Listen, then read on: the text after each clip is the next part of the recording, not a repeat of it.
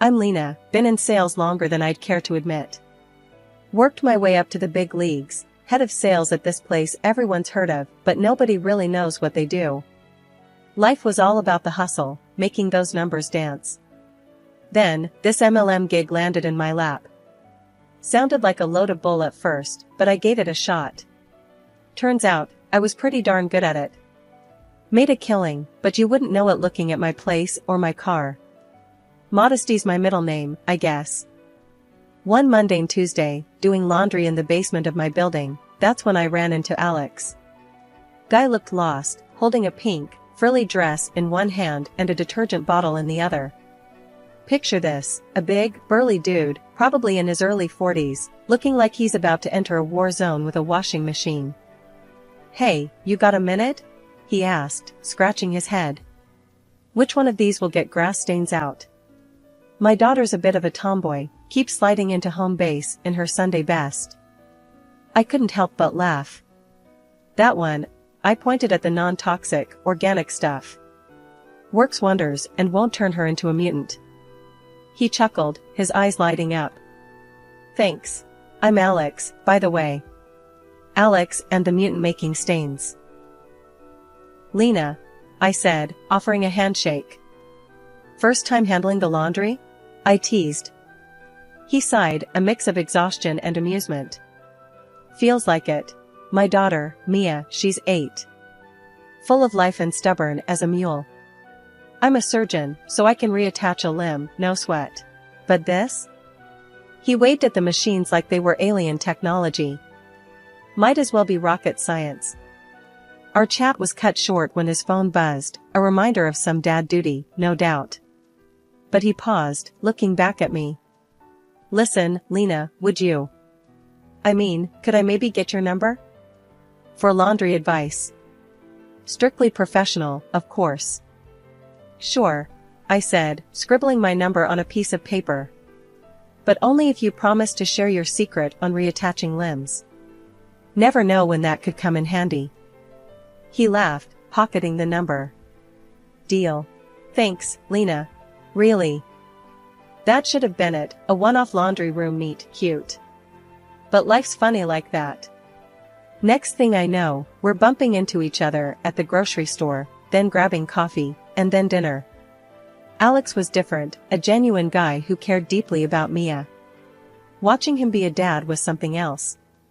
Made my heart do somersaults, which was new for me.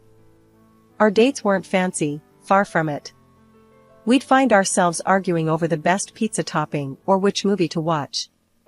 It was real. One night, over burnt popcorn and a movie neither of us was watching, he looked at me, really looked at me, and said, "Lena, I don't know what this is or where it's going, but I'm in if you are." "Yeah," I replied, my voice softer than I intended. "I'm in, too." Things moved fast after that. Before I knew it, he was on one knee in that same laundry room where we first met, holding out a ring that was probably too expensive for a place that smelled like fabric softener and old socks. It was perfect. "I know this place isn't much," he started, his voice steady, but his hands shaking just a bit. "But it's where I found the most amazing woman. Lena, will you marry me?" I didn't even let him finish. Yes, 1,000 times yes. Looking back, it was like a dream. A simple, unexpected meeting that changed everything. Who knew laundry day could turn your life upside down? Before tying the knot, I made a big move into Alex's place, where he lived with his 8-year-old whirlwind, Mia. My own apartments? Rented them out, a little detail Alex wasn't privy to. It was a practical move, keeping my investments working while I dived into this new domestic bliss. So, there we were one night, kitchen chaos from a stab at homemade pizza, when Alex dropped the P word. "Lena, we gotta chat. 'Bout something serious," he said, scraping a burnt crust off the pan.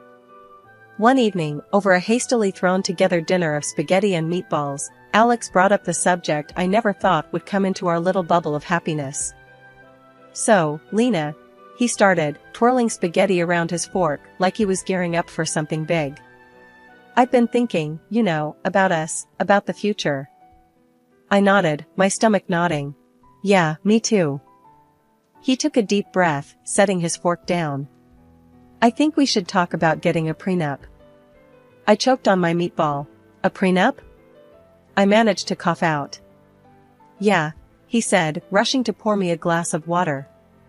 Hear me out, okay? It's not that I don't trust you or anything. It's just practical, you know? With Mia and everything, I gotta think about her future too. I took a sip of water, trying to collect my thoughts. Alex, I get it. It's just, I never saw us as that couple, you know? The ones who plan their divorce before they're even married. He reached across the table, taking my hand. Lena, it's not like that. It's just a safety net, for both of us. You're killing it with your business, and I've got my practice. It's about protecting what we've both worked so hard for. I could see the logic in his words, but it stung. And what about us? What are we working towards? Doesn't this feel like we're betting against us making it? Alex squeezed my hand tighter. Hey, no way. I'm all in, Lena. This is just paperwork, a formality. I'm betting everything on us. But let's be smart, too. For Mia, for any future kids we might have. The way he included potential future kids in his argument, it softened me. Okay, let's do this smart then. But no cold lawyers. We make this agreement about us, our family. He smiled, that grin that always made me melt. Deal. We'll make it the most romantic prenup ever. How's that? Romantic prenup. I laughed. Now, there's something you don't hear every day. The next few weeks were a blur of meetings with lawyers and notaries, making sure our prenup was ironclad yet fair. Alex was right, it was practical, especially considering our unique financial situations. Still, it wasn't the most romantic lead-up to a wedding. But we made it work, sneaking in dates between meetings, laughing over the absurdity of discussing asset division over dinner. Finally, with the prenup signed and safely filed away, we could focus on the wedding. It was a small affair, just close friends and family. Mia was the flower girl, of course, stealing the show. The day was perfect, filled with laughter, tears, and a sense of unity. As we danced our first dance, Alex whispered in my ear, "See, we're making it. The prenup's just a piece of paper.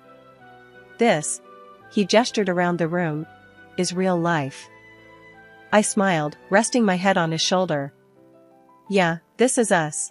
For better or worse. But even in that perfect moment, I couldn't shake off a tiny voice in the back of my head. Was the prenup a sign of things to come, a crack in our foundation? Or was it just us being adults, facing reality head-on? Over time, our home life was a bit off-kilter. Alex threw himself into work, leaving me to juggle running the house, helping Mia with her homework, and squeezing in my own work from a makeshift office in the corner of our bedroom.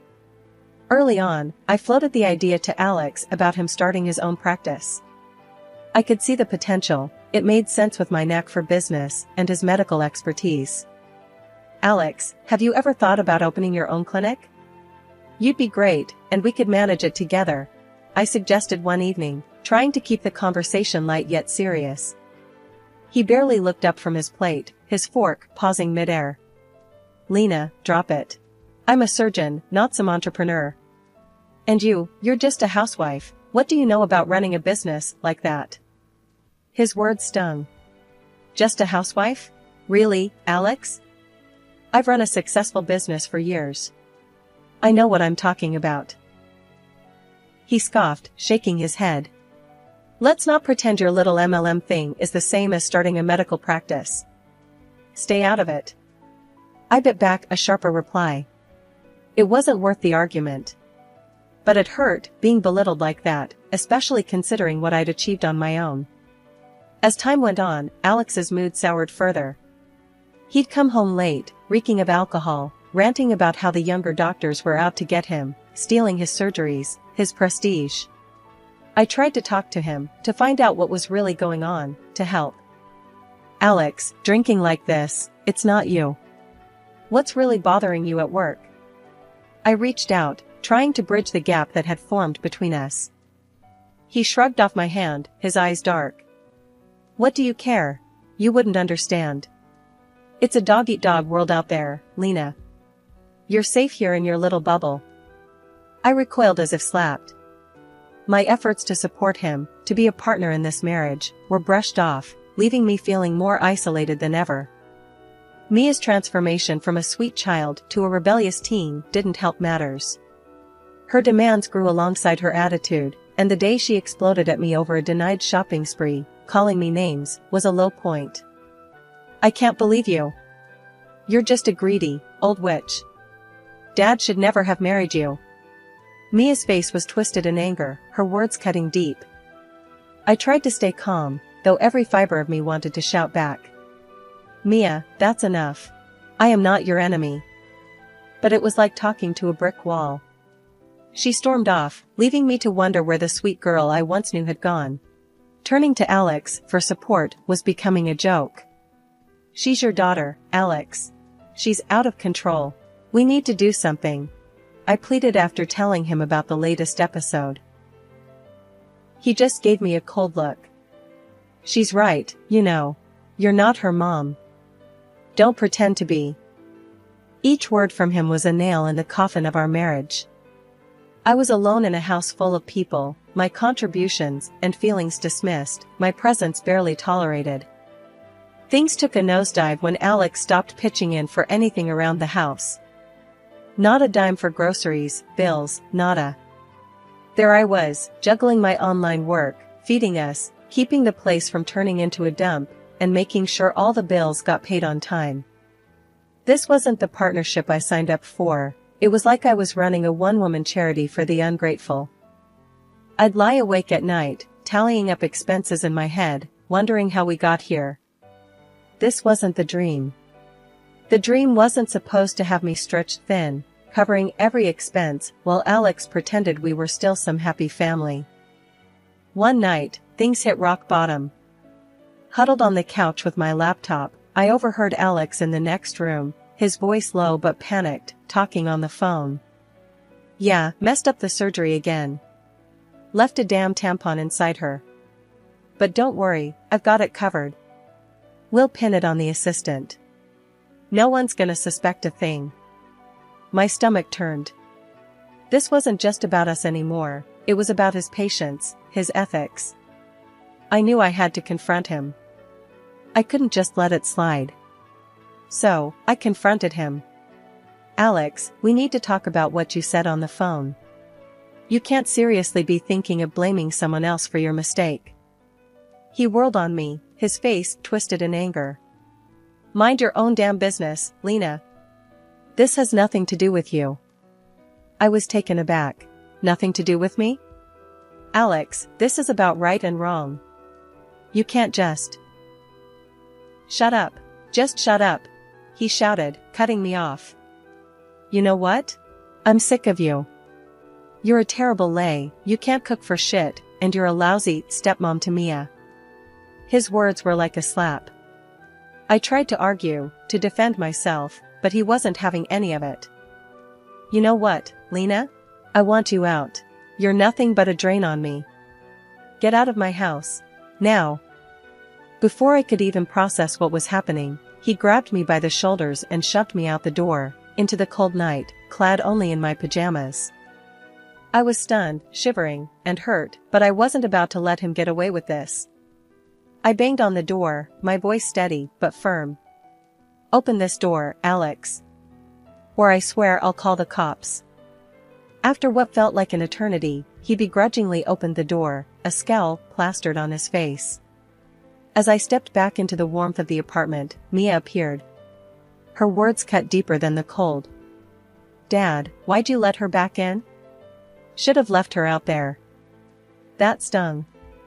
More than anything Alex had said. Mia's words hammered home a painful truth. I had poured so much love and effort into this family, only to be treated like an outsider, like I was worthless. In that moment, something inside me clicked. It was clear as day. They didn't deserve my care, my love, my sacrifice. I realized I had been clinging to a fantasy, but the reality was far uglier. Waking up that next morning felt like lifting a ton of bricks off my chest. Alex had already left for work, silent as a ghost. Mia, too, headed out to school without a word my way. Not a bye, not even a glance. Fine. If they wanted to play it like I was invisible, I could do one better, I'd disappear for real.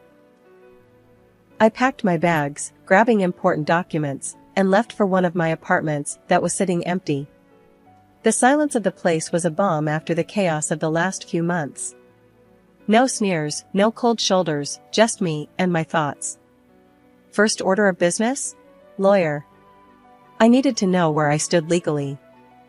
The lawyer's office was all polished wood and the smell of leather, a stark contrast to the turmoil inside me. The lawyer, Mr. Henderson, was a straight shooter. With the prenup and no shared children, this should be straightforward, he assured me after I laid out my case. And if he contests? I asked, thinking of Alex's spiteful nature. Mr. Henderson leaned back, steepling his fingers. He can try, but the prenup is clear. Plus, if he's been as reckless as you say, he won't have much ground to stand on. Reassured, I followed his advice and hired a detective. The findings were like a punch to the gut. Alex's affair with one of his nurses wasn't just a fling, it had been going on for years. That, on top of his professional blunders? It was worse than I thought.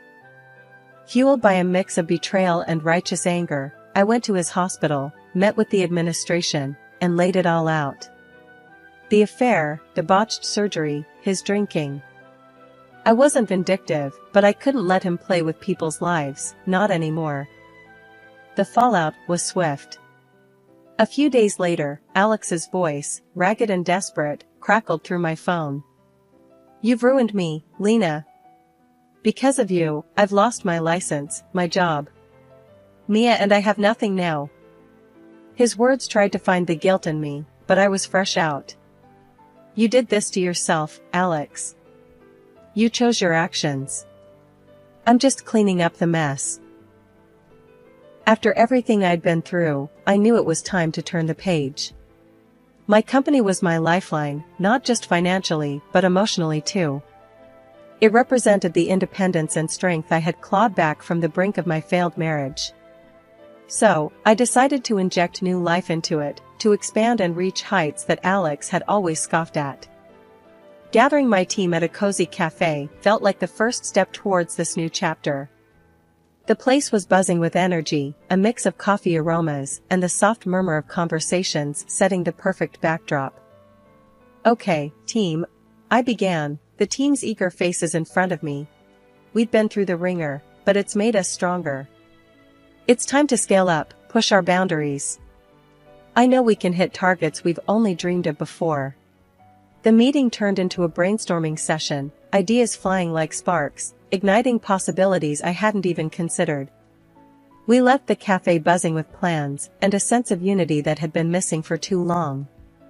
Riding this wave of positivity, I agreed to an interview with a local TV channel.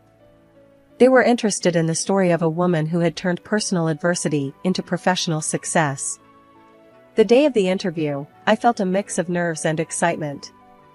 This was more than just publicity, it was my story, my truth. Then came the opportunity to tell my story on a local TV channel. The interviewer was keen to highlight the success of my MLM company, pointing out the million turnover like it was a badge of honor. And in a way, it was. The interviewer, a sharp, insightful woman named Marla, didn't waste time on pleasantries. "Lena, your company has seen remarkable growth, even through your personal challenges. What drives you?" Sitting across from her, the camera suddenly didn't seem so intimidating. "It's the belief in what we do. And, personally, proving to myself and everyone who doubted me that I can rise above challenges. Success is the best revenge." The interview aired a few days later. The response was overwhelming, messages of support flooding in, not just for the business, but for me. It was vindicating, a testament to my journey. Then, Alex called. His voice was smoother than I remembered, dripping with a sweetness that didn't reach his eyes. Lena, I saw your interview. Impressive. About the divorce, let's rethink this. We can start over. I couldn't help but laugh, a genuine release of all the pent-up ridicule. Start over? After you realized I'm doing well? Alex, you're predictable. He tried to charm his way through. Come on, Lena. We were good together. Let's give it another shot. I cut him off, my voice firm. The divorce is happening, Alex. My lawyer will be in touch about the financial compensation for your adventures. He lost his cool then. You think you can just walk away and take everything? I'll fight you for every penny. Remember the prenup you insisted on? I reminded him coldly. You won't get a dime of my earnings. You're the one who wanted this arrangement. The line went silent, his defeat almost palpable. Hanging up, I felt a rush of liberation. This was more than just a legal victory, it was reclaiming my dignity, my independence. A week after all the drama settled, I found Mia, my stepdaughter, waiting outside my apartment. It was a surprise, seeing her there, dressed down in a way that I'd always suggested was more appropriate, but she'd never taken to heart before.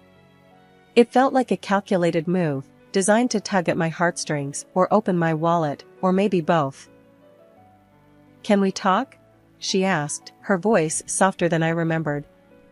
All right, come in, I said, stepping aside to let her enter. This was the first time she'd ever been to my place, and her eyes darted around, taking in the modest furnishings and the neatness I maintained. She hesitated before starting. I want to live with you. I can't stand being with Dad anymore. I looked at her, really looked at her, and all I could see were dollar signs in her eyes. It was clear this wasn't about finding a nurturing home, it was about securing a more comfortable one. Mia, you know that's not possible, I said firmly. I can see what you're trying to do, and it's not going to work. She broke down then, tears and promises pouring out. I'll change. I'll do anything you ask. Just please, don't make me go back there. It was hard, watching her crumble like that, but I knew it was all part of her act. Mia, my decision is final. I can't help you. Guiding her to the door, I could feel her desperation, but it didn't sway me. Her tears didn't seem real anymore, not after everything. After she left, the divorce proceedings moved quickly. Alex's infidelity, now out in the open, made things simpler on my end. I received financial compensation, a small victory in the grand scheme of things, but a victory nonetheless. Blocking their numbers was the last step, cutting the final thread that connected us. It was over, truly over this time. I was free, ready to rebuild my life on my terms, without the shadows of their manipulation darkening my doorstep again. After closing the chapter on my marriage and stepping away from the shadows of betrayal, I focused all my energy on my business and personal growth. My company was not just surviving, it was thriving, expanding in ways I hadn't dared to dream before. One day, as I was reviewing sales reports, Jen, my faithful companion and assistant, walked into my office, her face alight with excitement. You won't believe the numbers this quarter, Lena. We've outdone ourselves. I smiled, leaning back in my chair. Hit me with the good news. We've doubled our sales, and the new marketing strategy? It's a goldmine. People love the authenticity we're bringing to the table, Jen announced, practically bouncing on the spot. I couldn't help but laugh, the sound bright and genuine. That's incredible, Jen. It's all thanks to the hard work and dedication of this team. We've built something amazing here. As Jen left my office, full of plans and preparations, I took a moment to soak it all in. The silence of the room was a stark contrast to the chaos of my past, a testament to how far I'd come. I had not only rebuilt my life, but elevated it, creating success and stability out of the ruins left behind by Alex and Mia. My phone rang, breaking the silence. It was a call from a community organization asking if I would be interested in mentoring young women starting their own businesses. The opportunity to give back, to help others navigate the treacherous waters of entrepreneurship and personal growth, felt like the perfect next step. I'd be honored, I told them, my voice steady and sure. There's nothing I'd like more than to help others find their path, just as I found mine. Hanging up, I felt a profound sense of contentment. My journey had come full circle, from struggling to stand on my own 2 feet to being in a position to lift others up,